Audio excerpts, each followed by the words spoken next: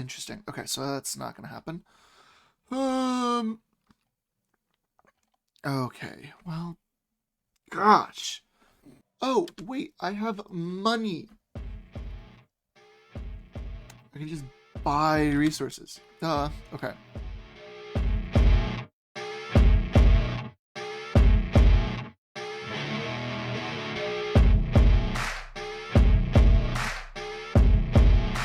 Hey everyone, welcome back and thank you guys for joining me in orbit around Stellaris again. We're continuing the epic saga of our capitalistic rock golems, the Philistones, and their Rocketarian projects to make a better galaxy. Thank you to Dalen for pointing out an incredibly important detail and a much better joke than I thought of. I've missed running around the stars, watching our empire grow and become a beautiful galactic contender. They grow up so fast. That being said though, we still have a lot of work to do, and I'm excited to jump into it. This is a continuation video as well, so if you want to see the previous episode, I'll have it linked in the info card. You can also click on the playlist from the description of the video if you want to watch the whole series from the beginning. At this point, it's like two episodes, including this one, so playlists. On today's agenda though, we've got a busy episode ahead of us, from doing some maintenance to colonizing whole planets and terraforming some planets. The Philistones have a lot of prep work to do. We're about to enter the Galactic Eye and meet a bunch of new friends and enemies, and we have to be ready for anything that may come our way. Also, mostly be ready to make more branch offices. What? In order to be prepared, we need civilizations that are excited to fund our potential endeavors. Unbeknownst to them, of course. Okay, let's get started.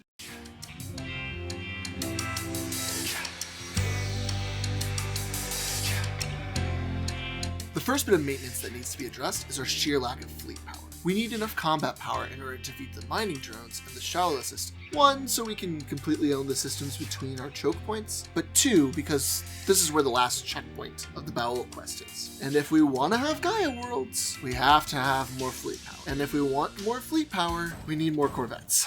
We also took the time to upgrade and make more defense platforms in order to fortify our border systems. And maybe get another... I want to get as many defense platforms as I can on these things, because usually I don't. And that usually creates a problem later for me. So I'd like to not do that if possible. If you guys remember from last time, another error on our bucket list we need to correct is utilizing our enclaves more. This time I remembered. So I went to our curators, gave them a bunch of money, and waited for that sweet research to start flowing in. These enclaves really are super helpful. We also have another enclave that could be equally useful in boosting our engineering research, the Coalition of Potters. Too bad I took one look at it and didn't have quite enough alloys at that moment. Which you might be thinking, that's okay, just get alloys and, come back. Yeah, that's a fantastic idea. Too bad I proceeded to completely ignore it for the rest of the session. I know. I need to remember this stuff, but honestly, there's so much to remember in this game. I'm surprised I even remembered the first curators. Our interdimensional trade route is booming currently, especially as our counterparts have had a recent victory over the warp beasts, which is super helpful in our true... Wait a second. Does it say warp beasts? What are warp beasts? I mean, they did have a victory over these warp beasts, right? So like, in theory, we should be safe for now, but...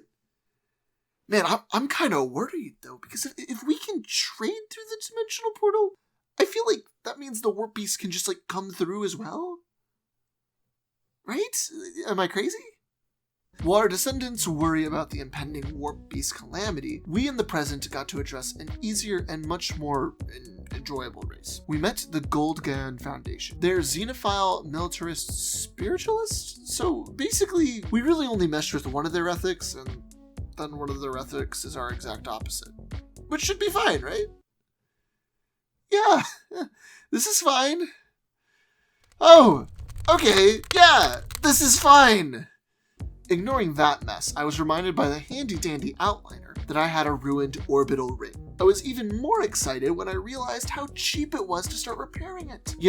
Until I hovered over it and saw that we lacked the technology, and also I have to have a colony on the planet that it's around. One of these things was a little bit easier to accomplish, though, at my current progression level. So this was the beginning of our next great Rocketarian project.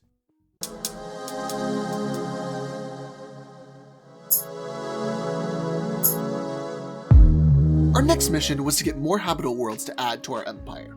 Thankfully, with some technology and a fat stack of cash, we can turn any planet into a continental paradise. Sooth 2, which had our ruined orbital ring around it, seemed like the perfect first candidate. We did the same with Redamon 3A as well. I took a short break from our planetary conquest to rename the colony of Gath, then proceeded to completely forget how to rename a colony. So if any of you guys know, please let me know in the comments. Another quick side note, I didn't even realize I had already gotten destroyers somehow and was not building them. Door. What? Oh my gosh, I do. Okay, hold on a second. I made sure to rectify that error as soon as possible. Well, going to until I was rudely interrupted by some space pirates. We made quick work of them and were welcomed home by a nice family of space whales. Upon our return from the front lines, it was clear we needed to defend our colonies and further colonies from this tyranny. In order to do that, I went to my fleet manager and started beefing them up with destroyers and corvettes. I guess the exiled pirates should also get a boost to their fleet too, you know. It's just a nice thing to do. The Infinity Machine that we tried to hack last episode was still chilling in orbit around a black hole, and we were no closer to figuring out its secrets. That was until I actually decided to use the Curator's Enclave like I was supposed to. The machine is something the Curators have been studying for a while, and it baffles them. They said that for all they know, this machine has been around forever, which is not terrifying at all. They also knew a way to help us defeat the machine, which you know, might come in handy later. I wanted to set up another colony on half Terang 3, but the problem was I didn't have enough alloys. Let's see what happens. Oh, wait, I have money. Yes, the most powerful asset in any mega corporation's arsenal. Unfathomable fat stacks of energy credits. One trip to the market is all I need to get all the resources I may be lacking. With these newfound alloys, the new colony of Half Terang 3 was in motion. We give it a strong and brilliant name. Yep. And we'll call this one, let's see, we got a Zeka, we got Gath, we've got Igelon, Gezer, Azeka,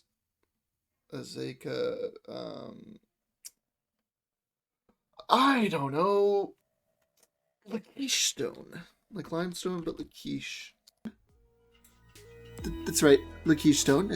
You know, this is not a super clever name, really, but in my defense, I have no defense. Now the fact that we are colonizing more worlds and gobbling up all these systems is great, but we've run into a tiny little issue. Getting around our empire was becoming extremely time-consuming. This is a problem defensively, especially if we are being attacked from multiple sides, or our fleets happen to be on the opposite side of our empire. We need a quick and efficient way of traveling from one side of our empire to the other. And what better way to get there than hyper relays? We're sick. Ooh! No, this is what we need, fam. We need them hyper relays.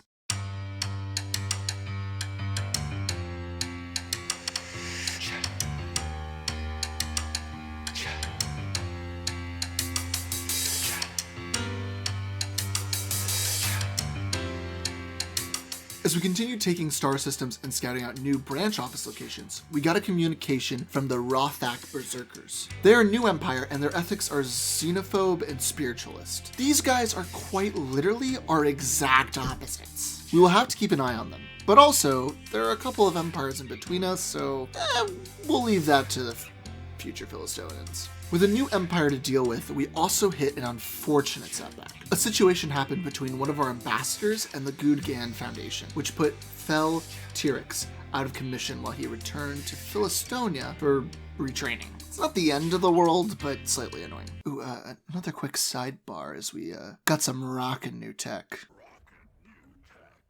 As we were cleaning up our empire and doing other administrative tasks, like upgrading our colonies, we got a new communication from the Great Feral Autocracy. They turned out to be xenophilic militarists. Yeah, luck has not been on our side today. They seem to be not too happy with us, but thankfully they are farther away from us and there's an empire in between us as well. Our colony of Japor.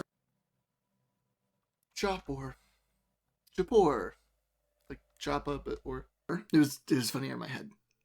We also made a huge breakthrough and started synthetic crystal plant research. This is going to be crucial to the future of our empire. It will allow us to synthetically turn minerals into rare crystals, which is what we will use for a lot of late game weapons for our ships. More importantly though, we use synthetic crystals for our hyperlane gates. If we want to quickly jump around our empire, we need a good supply of rare crystals to fuel that travel. With that, I started the construction of the hyperlane network that would hopefully serve our great empire well. This will allow us to be able to respond to threats faster and just move around a lot faster. We will have to build a relay in every connecting system though, which is very time consuming and resource heavy, but it's all totally worth it in the end.